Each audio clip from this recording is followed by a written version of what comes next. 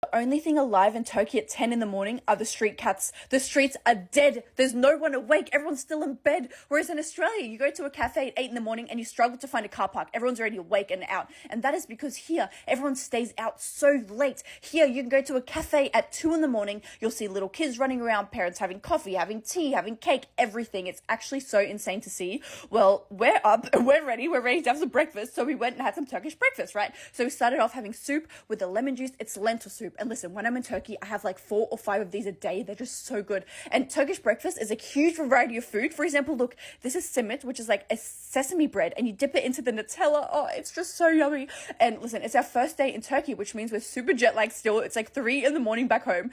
Mama is not tired at all. She's way too happy to be back in her country, so she's awake. We had some Turkish coffee, which, look, when you finish a Turkish coffee, it settles in the bottom. It looks like chocolate, but don't eat it. It's super, super strong.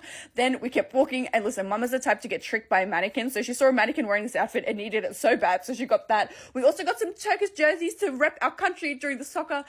They ended up losing, but it's okay. We're still going to buy the jerseys and still rep them because they're so cute. And we wanted to walk back to our Airbnb to have a little rest. We stopped by a cafe again, had another lentil soup, then went back to our Airbnb, had some coffee and just chilled for like 20 minutes. Then we got changed. And listen, we wanted to walk to the Grand Bazaar, and it's a 30-minute walk because I wanted some more rings. I'm very excited about that. And on the walk, I saw this shop that sells cookies, and the cookie reminded me of the Alice in Wonderland cookies. Like, you know how like Disney movies and like kid movies make food look so yummy? Well, because it reminded me of that, I got one, put it in my handbag, and then we walked. It's only a 30-minute walk. So we walked over the bridge. We were walking in this direction. Look, that's exactly where we were going. And listen, I wanted more rings, and the rings I get here are all real gold and diamond and everything. And they're so affordable because Mama is able to talk Turkish to them to get the best price possible. Whereas this shop, the first shop, even though Mama was talking Turkish, the guy was still trying to trick us. He was saying one of these little gold rings was 800 Australian dollars. That is a lie. That is a huge lie. They are worth like $50. What are you talking about? Even though they're real. Then we went to a second place who gave us free tea, who gave all the rings for such a cheap price. So I have all this beautiful gold jewelry now from the bazaar because Mama was able to talk to them, and I feel so lucky and grateful because